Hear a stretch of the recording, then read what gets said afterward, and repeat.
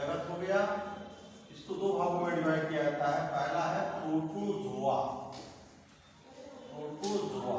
अब सर्वप्रथम प्रोटोजोआ शब्द की व्याख्या करने का कोई भी वैज्ञानिक को जाता है, जिसका नाम था गोल्डफस। सर्वप्रथम प्रोटोजोआ शब्द की व्याख्या गोल्डफस ने की थी। तो प्रोटोजोआ और सेकंड इसका पार्ट है वो है मेटाजोआ। मेटाजोआ। तो इस प्रोटोजोआ में देखा जाए तो कुल हमारे 10 संघ बनते हैं। 10 संघ में पहला संघ आपका ये पहला प्रोटोजोआ है भी, ये सब किंगडम है और ये किंगडम है। तो ये प्रोटोजोआ पहला है। बहुत सारे किताब प्रोटोजोआ को खत्म कर दिया, लेकिन प्रोटोजोआ पहला संघ आता है। दूसरा आपका है पोरीफेरा। पोरीफेरा। सेकंड थर्ड जो है आपका नाइडेरिया या सिलेंड्रेटा को बोलते हैं, नाइडेरिया या सिलेंड्रेटा। चौथा जो आपका है वो है प्लेटीहेल्मिन्थिस। प्लेटीहेल्मिन्थिस। पांचवा आपका है एस्कहेल्मिन्थिस। छठा आपका है एनिलिडा। सातवां है आर्थ्रोपोडा। आठवां है मोलस्का। नौवां है टाइलोडर्मेटा।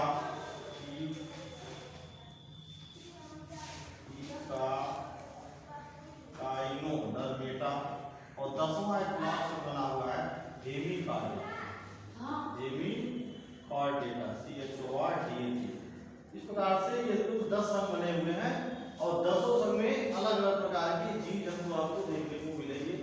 अब बारी आती है प्रोटोजोआ की। स्टार्टिंग में गोल्डफट ने बनाया, तो इस प्रोटोजोआ शब्द के में जो जीव बनते हैं वो ऐसे अमीबा है, पैरामीशियम है, यूग्लिना है वगैरह तमाम ऐसे जीव जंतु हैं।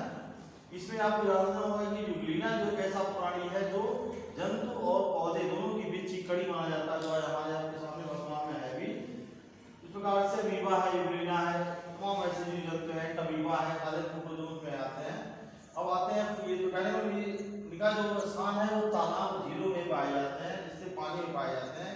जबकि पोरीफेरा और नाइडेरिया के जो जीव जंतु है वो अक्सर समुद्री होते हैं, सी एनिमल्स कहे जाते हैं। इसमें इसका उदाहरण देखा जाए तो स्पंज हो जाता है, नाइडेरिया में हाइड्रा वगैरह आते हैं, और जो भी आरेलिया है, स्पॉन्जिला है, फाइसेरिया है, तमाम ऐसे जीव जंतु इसके नाइडेरिया के अंतर्गत आते हैं। प्लेटीहेल्मिन्थिस का जो नाम प्लेटीहेल्मिन्थिस पड़ा, ये क्यों पड़ा? क्योंकि इसमें की जो जीव होते थे वो जस्ट लाइक प्लेट जैसे समान होते थे, और ये एंडोपैरासाइट्स है, अंतःपरजीवी। इस प्रकार से ये अंतःपरजीवी होते थे। और जीव जंतुओं की ज्यादातर मान देखा जाए तो मनुष्यों के आंत में ज्यादा देखने को मिलते थे। जैसे देखा जाए तो प्लेनेरिया है, फीता क्रीम वगैरह जो तमाम ऐसे जीव हैं। एस्कहेल्मिन्थिस में स्केलिस आते हैं, जो पेट के केंचुए पाए जाते हैं, जो हमारे आंखों में एंडोपैरासाइट के रूप में पाए जाते हैं। एनिलिडा को देखा जाए तो केंचुआ वगैरह इसमें आते हैं। आर्थ्रोपोडा में देखा जाए, सारे संघों को देख करके देखते हम लोग कह सकते हैं कि आर्थ्रोपोडा संघ जो है हमारा सबसे बड़ा संघ है, क्योंकि इसमें लगभग 16 लाख से अधिक जीव जंतु आते हैं और सारे कीट पतंग ही हैं। तो इसमें मेन लक्षण इसका है कि सिर, हेड, थोरैक्स और एब्डोमेन जो है इसका अलग अलग होता है, बॉडी 3 पार्ट में डिवाइड होती है। मोलस्का में देखा जाए तो इसमें भी कुछ सी एनिमल्स हैं, कुछ हमारे रिवर वगैरह पॉन्ड्स में पाए जाते हैं। इकाइनोडर्मेट्स के जितने भी जीव जंतु आप देखे होंगे सारे जो समुद्री होते हैं, वही हाल हेमिकॉर्डेटा का है भी, वेलोक्लास वगैरह इसमें जीव आते हैं। इस प्रकार से कुल 10 संघ आप देख रहे होंगे कि 10 संघ में अलग अलग प्रकार के प्राणी आपको देखने को मिलेंगे, सारे के अलग अलग कैरेक्टर्स ठीक है विशेषताएं। तो ये जस्ट लाइक इधर देखते हैं कि दूसरा मेटाजोआ जो आता है। मेटाजोआ में अधिकतर आपको एक कोशिकीय और बहुकोशिकीय दोनों प्रकार के प्राणी बनते हैं, जबकि यहाँ पर मान लीजिए यही कोशिकीय प्राणी थे, यहाँ पर आपको बहुकोशिकीय प्राणी देखने को मिलेंगे। तो प्रोटोजोआ मेटाजोआ को देखा जाए तो इसको इनवर्टिब्रेट्स या कोशिकी और इसको वर्टिब्रेट का नाम देते हैं, कोशिकी है ना। इस प्रकार से इनवर्टिब्रेट अगर आते हैं तो इनवर्टिब्रेट का तो क्लासिफिकेशन बहुत लंबा है। वर्टिब्रेट को देखते हैं। वर्टिब्रेट जो हमारा है इसका जो है क्लासिफिकेशन बहुत लंबा है। वर्टिब्रेट को देखा जाए तो 3 इसके सब फाइलम बनते हैं। पहला फाइलम आपका है सिफेलोकार्डेटा, हिंदी में लिख रहा हूं सिफेलोकार्डेटा। दूसरा है यूरोकार्डेटा, यूरोकार्डेटा। और तीसरा आपका दूसरा और तीसरा बन जाता है वर्टिब्रेटा, वर्टिब्रेटा। इस प्रकार से 3 इसके सब फाइलम बनते हैं, सिफेलोकार्डेटा, यूरोकार्डेटा, वर्टिब्रेटा। अब इस सिफेलोकार्डेटा, यूरोकार्डेटा को देखा जाए तो इसमें भी बहुत सारे आपको ये मिलते हैं। वर्टिब्रेटा में आप देखते हैं वर्टिब्रेटा को 2 भागों में डिवाइड कर दिया गया है। पहला है आपका फिशीज, इसमें सारी मछलियां आती हैं, और दूसरा हमारा इसका बनता है टेट्रापोडा। टेट्रापोडा, इस टेट्रापोडा के अंदर जो देखा जाए तो 4 प्रकार के वर्ग आपको देखने को मिलते हैं। पहला हमारा वर्ग है एम्फीबिया, इसको हिंदी में भैंसर कहते हैं। दूसरा है सरीसृप, जिसको रेप्टिलिया कहा जाता है। तीसरा है हमारा एवी, जिसको पक्षी वर्ग कहते हैं। और चौथा है हमारा स्तनधारी या मेमेलिया जिसको कहते हैं। इस प्रकार से ये 4 वर्ग बनते हैं। अब एम्फीबिया में देखा जाए तो ये ऐसे प्राणी हैं जो रस्तों दोनों में पाए जाते हैं। सरीसृप में देखा जाए तो प्रोटोस्थली होते हैं। एवीज हैं तो वायुचर हैं, और स्तनधारी हैं तो पूर्णस्थली। इसमें कुछ ऐसे प्राणी भी हैं जो जलीय होते हैं, जैसे मछली में कुछ स्तनधारी मछलियां होती हैं, जैसे ब्लू व्हेल है, शार्क मछली है, स्कॉलडाउन वगैरह जो है ये स्तनधारी में आती है, जो जलीय है। बाकी सारी मछलियां जो है अंडज होती हैं, तो इसमें कुछ जलीय मछलियां आती हैं, बाकी सारे तो प्राणी जलीय हैं। अब इस मेमेलिया को भी देखा जाए तो इसके 3 उपवर्ग बन जाते हैं। पहला बनता है इसका प्रोटोथीरिया, दूसरा है मेटाथीरिया, तीसरा है यूथीरिया। तो प्रोटोथीरिया के जो प्राणी हैं वो अक्सर अंडज होते हैं, जबकि मेटाथीरिया, यूथीरिया के प्राणी जो होते हैं टोटली विविपैरस, इसको जरायु बोलते हैं। तो इस प्रकार से देखा जाए तो इसमें भी 3 इसके सब क्लासेस हैं, प्रोटोथीरिया, मेटाथीरिया, यूथीरिया। और यहाँ पर आप देख रहे हो टेट्रापोडा में 4 वर्ग बनते हैं, वैचर, सरीसृप, एवीज और स्तनधारी, मेमेलिया। इस प्रकार से इन सारे जीवों के भी अलग अलग लक्षण हैं, अलग अलग जो है विशेषताएं हैं। ये सारी चीजें आप देख रहे होंगे। इस प्रकार से देखा जाए स्टूडेंट्स, ये प्राणी जगत का जो हमारा ये टॉपिक है ये बहुत लंबा है। प्राणी जगत की इसके बाद जो है अलग अलग जीवों को एक करके हम अलग अलग जो है उसके बारे में जानते हैं, उसके लक्षणों को, उसके कैरेक्टर को, इस प्रकार से कैसे जीव बनते हैं। स्टार्टिंग हम यहीं से करते हैं प्राणी जगत की। Thank you.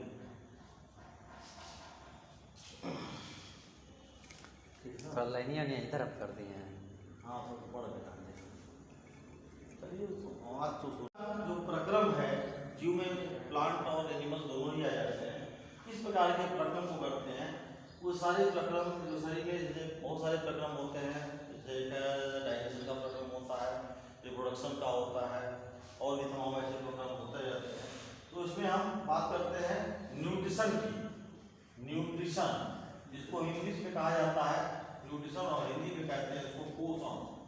पोषण तो हर एक जीव के लिए ही समझिए इम्पोर्टेंट है, चाहे वो पौधा हो चाहे जंतु। तो हम बात करते हैं पौधे की। पौधा कोई भी हो वो पोषण की क्रिया करता है। सारे जितने हरे पौधे होते हैं वो अक्सर स्वपोषी होते हैं, जिसको हम आर्टोट्रॉप कहते हैं इंग्लिश में, स्वपोषी। क्यों स्वपोषी होते हैं? क्योंकि हरे पौधों के अंदर क्लोरोफिल्स पाए जाते हैं, जिसको हम इंग्लिश में हम पराहरित, हिंदी में पराहरित कहते हैं। और ये पराहरित कहाँ पाया जाता है? पत्तियों के हरे भाग में, या कुछ ऐसे तने होते हैं हरे टाइप के जो, उनमें भी पाया जाता है पराहरित, जिसके कारण सूर्य के प्रकाश की उपस्थिति में भोजन बनाते हैं, तब जाकर के इनका भोजन पूर्ण होता है। इस पूरी सिस्टम को देखा जाए, पूरी प्रक्रिया को देखा जाए तो उसको हम बोलते हैं प्रकाश संश्लेषण। प्रकाश संश्लेषण इंग्लिश में इसको फोटोसिंथेसिस कहते हैं। तो हर हरे पौधे जो होते हैं, चाहे छोटा घास का तिनकाई क्यों ना हो, चाहे बड़े वृक्ष हो, सारे पौधे स्वपोषी होते हैं, आर्टोट्रॉपिक होते हैं। और ये अपनी जो क्रिया करते हैं भोजन बनाने की, उस क्रिया को प्रकाश संश्लेषण यानी जैव रासायनिक क्रिया का भी नाम देते हैं। इस क्रिया के तहत पौधे अपना भोजन बनाते हैं, और इस आधार पर हम स्वपोषी की संज्ञा देते हैं। अब इसको जैव रासायनिक क्रिया का हमने क्यों नाम दिया? क्योंकि इसमें कार्बन डाइऑक्साइड और प्लस जल दोनों ही मिश्रित होते हैं।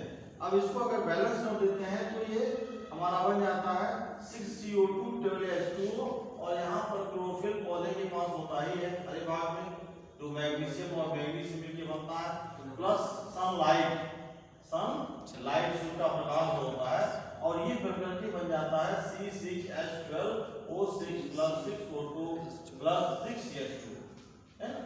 इस प्रकार से देखिए आप ग्लूकोज के रूप में पौधा भोजन ग्रहण कर रहा है, ऑक्सीजन भी निकाल दे रहा है और जल वाष्पित जल शरीर से तंत्रों के द्वारा बाहर निकल रहा है। इस प्रकार से हर हरे पौधे देखिए प्रकाश संश्लेषण की क्रिया कर रहे हैं। तो पौधा पहला जो उसका टॉपिक है स्वपोषी का है। पोषण में पहला पार्ट जो है स्वपोषी। दूसरा पार्ट जो होता है कब होता है मृतपोषी। अब कहेंगे हम मृतपोषी में कौन से पौधे आते हैं? मृतपोषी में जितने हमारे जनरली फंगस है जिसको हम कवक कहते हैं, ये सारे कवक इस मृतपोषी होते हैं क्योंकि अक्सर ये सड़े गले वर्ज्य पदार्थों पर रुक करके उन्हीं से अपना भोजन ग्रहण करते हैं। इस आधार पर हम स्वपोषी की संज्ञा देते हैं और जितने भी कवक दाई के जो मेंबर्स हैं वो सभी स्वपोषी होते हैं। अब ये अपना भोजन अकार्बनिक पदार्थों को तोड़ करके कार्बनिक पदार्थों के रूप में लेते हैं और इससे भोजन की प्रक्रिया सुचारू रूप से होती रहती है। तीसरे जो होते हैं उसको हम सहजीवी कहते हैं। सहजीवी के पौधे होते हैं जिसमें दो जीव आपस में संलयित होकर के एक दूसरे को लाभ पहुंचाने की क्रिया करते हैं और उसमें किसी नुकसान किसी को नहीं होता है बल्कि लाभ ही लाभ पहुंचता है।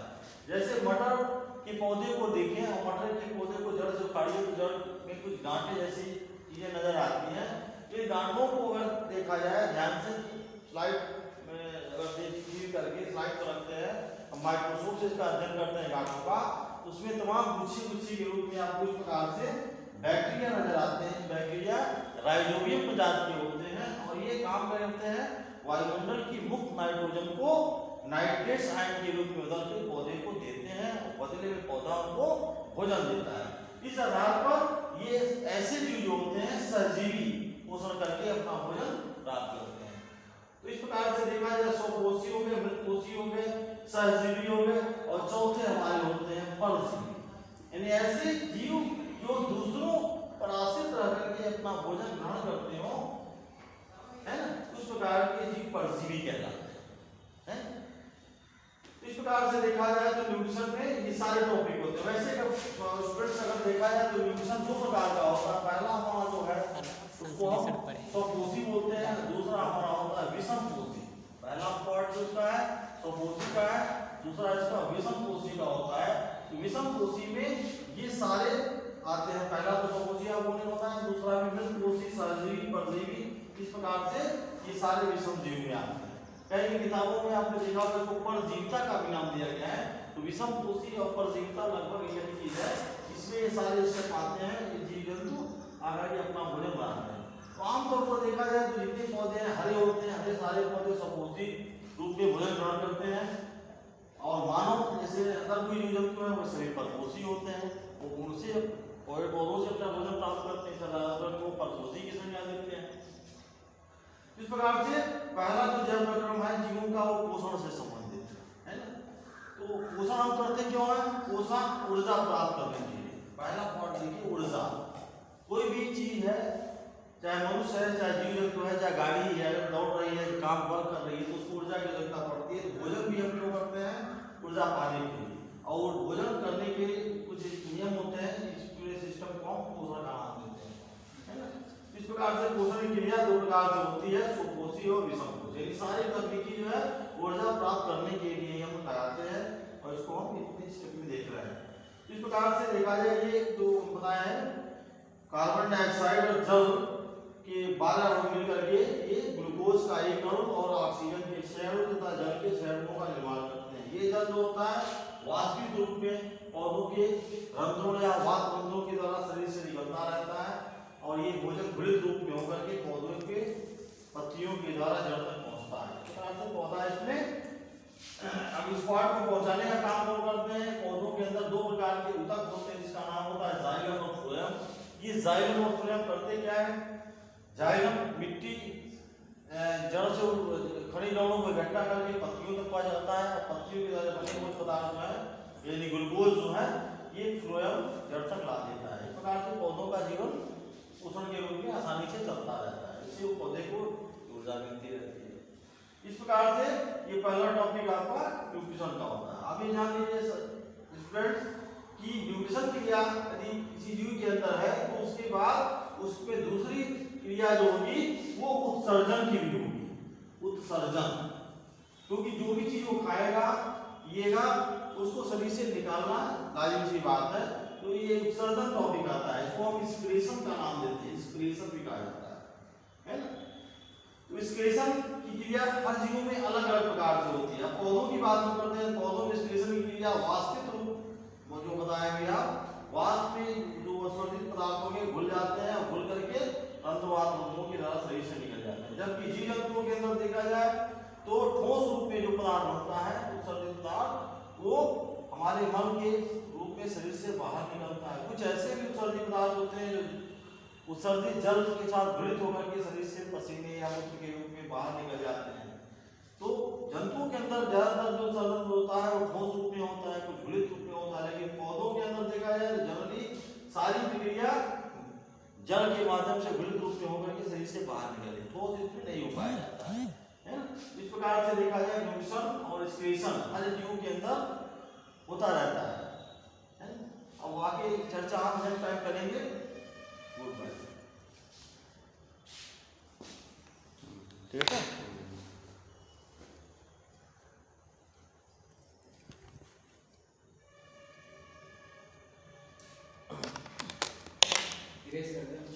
लॉकडाउन में ऐसे वहाँ पर वीडियो बनता था, तो वीडियो बनाते थे हम लोग, बना कर व्हाट्सअप कर देते लोगों के मोबाइल पर, बच्चों के, तो वहाँ बच्चे उसका वीडियो उतार लेते थे।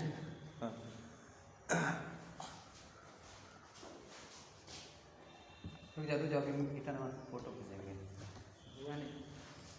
फोटो सॉफ्टवेयर से कोई इंग्लिश में कहते हैं? हाँ, सॉफ्टवेयर से autotroph, drop drop ट्रॉफ, drop autotroph, ये डिकम्पोजिट हेट्रोट्रॉफ। Factor autotroph. इंग्लिश से बता दिया था कि मान लीजिए आगे बीएससी वगैरह में जाए तो हिंदी नहीं आएगा, और टोटली इंग्लिश चलता है। अरे मान लीजिए अभी कहीं कोई बायोलॉजी की क्लास ले रहा है, इंटर की बात कर रहा हूँ, बहुत ऐसे स्कूल हैं जहाँ पर टीचर जो है टोटली इंग्लिश में लेक्चर देते हैं, इंटर में भी। तो यहाँ तो इसलिए हम दोनों लेकर चलते हैं, हिंदी और इंग्लिश दोनों, ताकि कंफ्यूज ना हो बच्चे।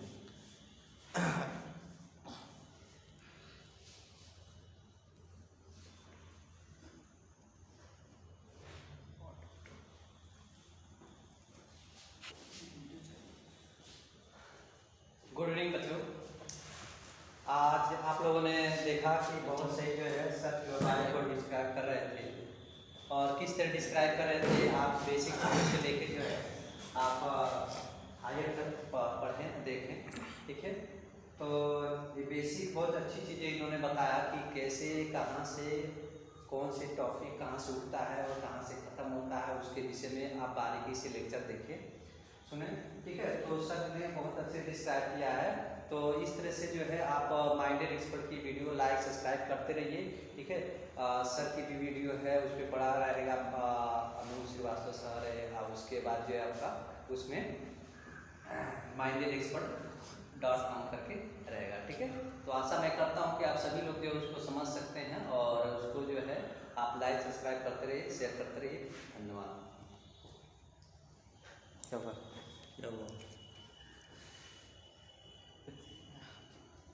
क्या चलता रहता है यहाँ से लोग हैं। हाँ, सिर्फ ये चीज़ रहता है। हाँ, हम लोग सीट यही अच्छा नहीं ये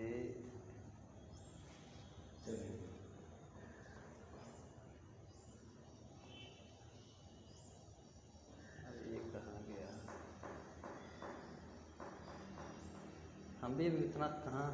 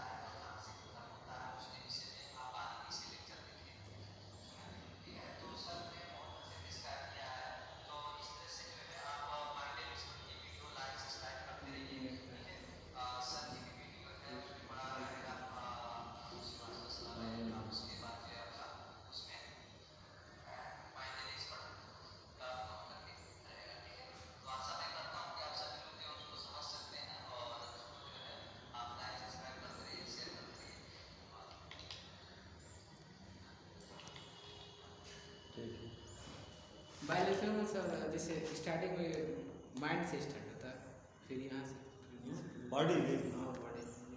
नहीं, बॉडी हाँ स्टार्टिंग तो वैसे। गुड इवनिंग स्टूडेंट्स, बड़ी खुशी की बात है कि बोर्ड एग्ज़ाम अगले महीने जो है 24 अप्रैल से शुरू होने जा रहे हैं। आपके पास जो है अच्छा वक्त आपको मिल गया है तैयारी करने के लिए। मार्च प्लस जो है अप्रैल आधा ज़्यादा वक्त है।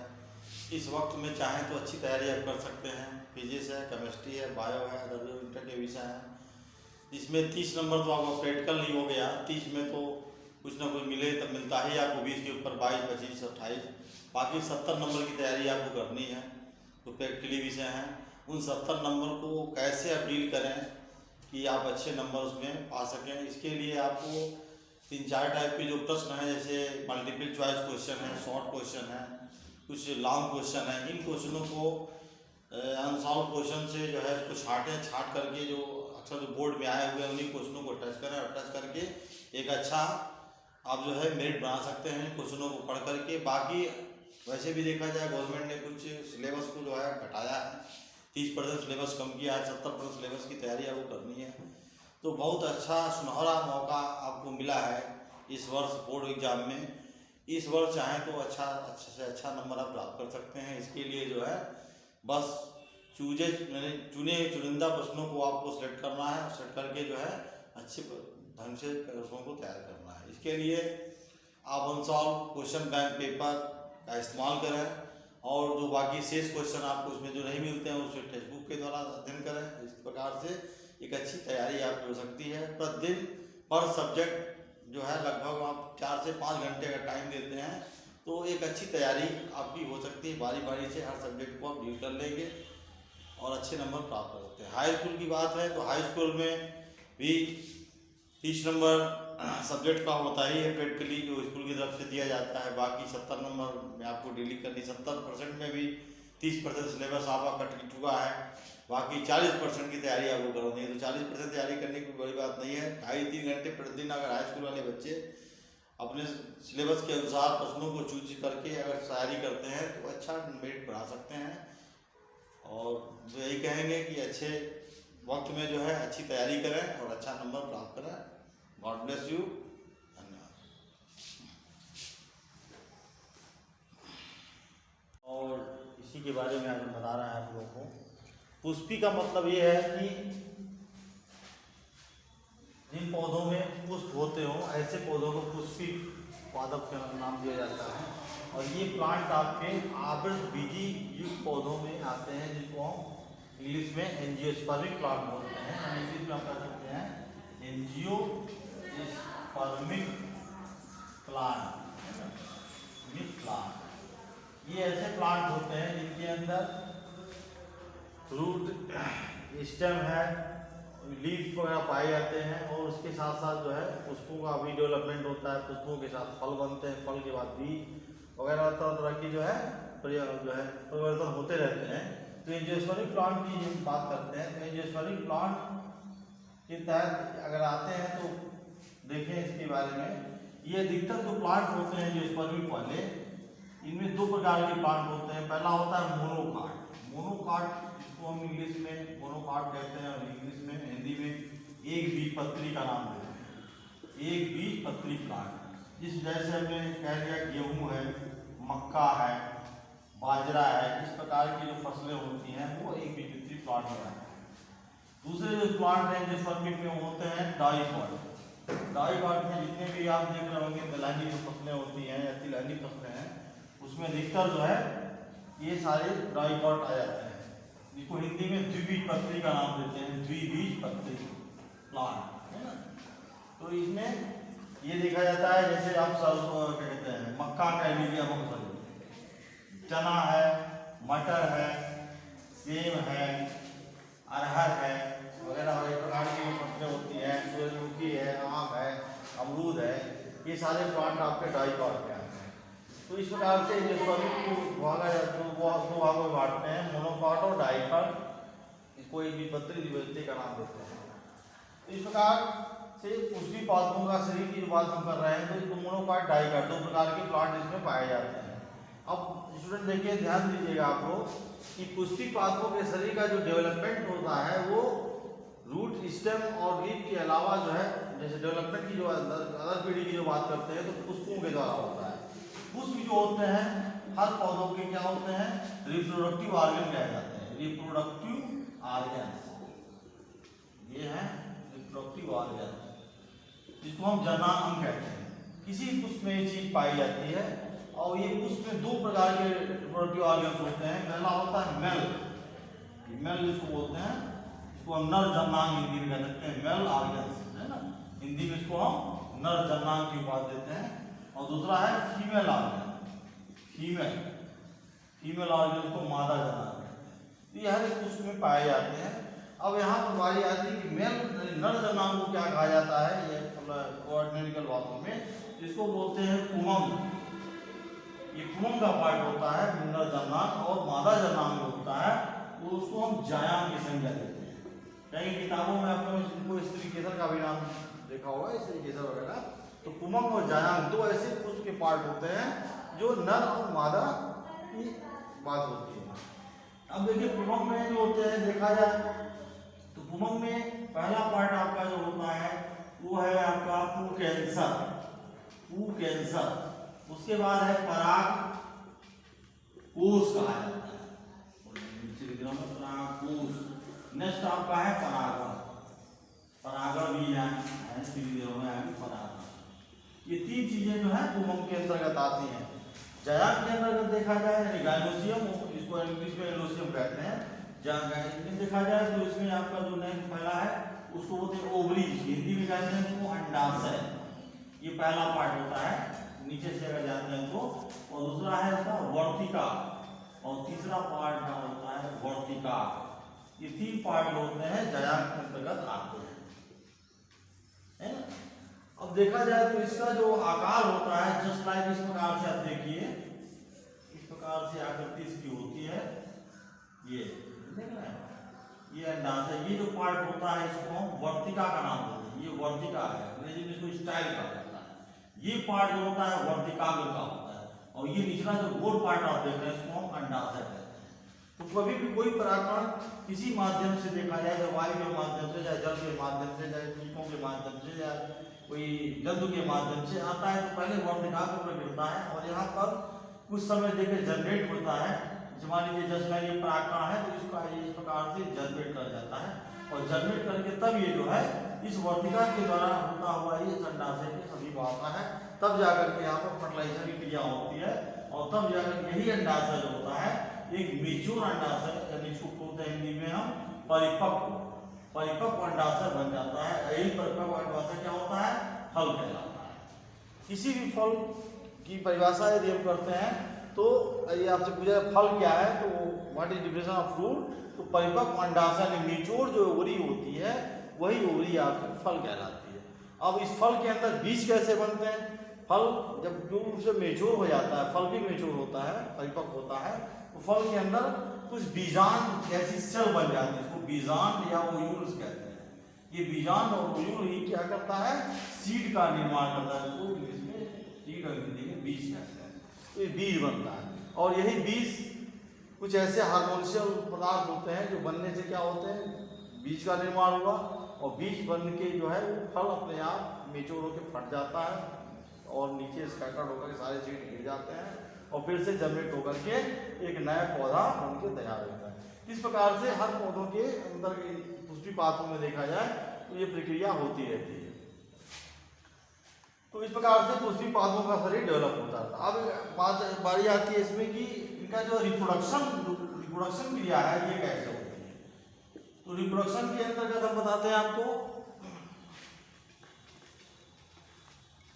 रिप्रोडक्शन में देखिए तो यहाँ पर मेल, इसको हम बोलते हैं रिप्रोडक्शन दो प्रकार का प्लांट में होता है। इसको देखिए, पहला होता है एसेक्सुअल, एसेक्सुअल जिसको हम हिंदी में अलैंगिक जन्म कहते हैं।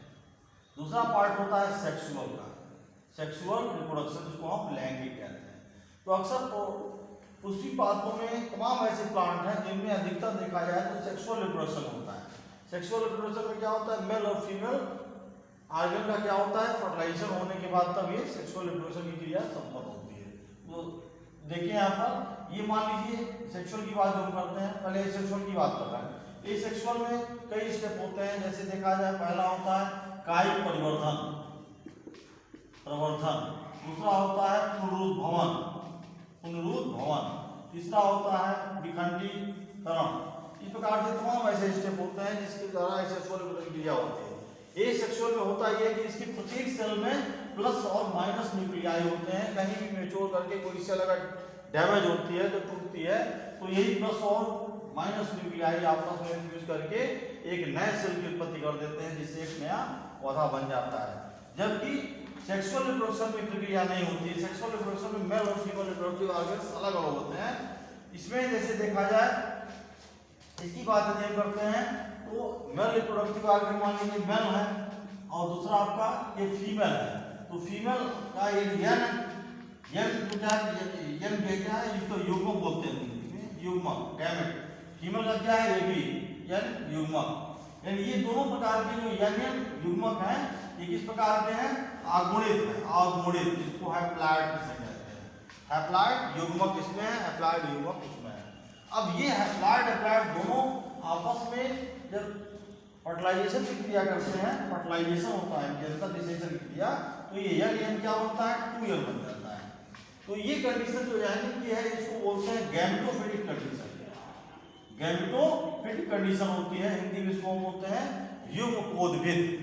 और ये जब 2 कंडीशन बन जाती है तो ये कंडीशन होती है स्पोरोफिटिक कंडीशन कही जाती है। स्पोरोफिटिक कंडीशन हिंदी में इसको बीजाणुफिटिक कंडीशन कहते हैं। और यही 2 क्या बनता है, स्पोरोफिटिक जो होता है ये डिप्लॉयड हो जाता है, डिप्लॉयड द्विगुणित बोलते हैं। और यही डिप्लॉयड स्पोरोफाइट क्या करता है, इसको दूसरी भाषा में हम जाइगोट कहते हैं, जाइगोट यानी युग्मनज। ये युग्मनज बाद में यहाँ पर भी जो है मियोसिस डिवीजन होते हैं, फिर इसके माइटोटिक डिवीजन होते हैं, तब जाकर के फ्यूजन जो है इसके एम्ब्रो में कन्वर्ट हो जाता है। नहीं 2 या 3 दिन के बाद देखा जाए तो यही फ्यूजन यानी जाइगोट जो होता है एम्ब्रो में कन्वर्ट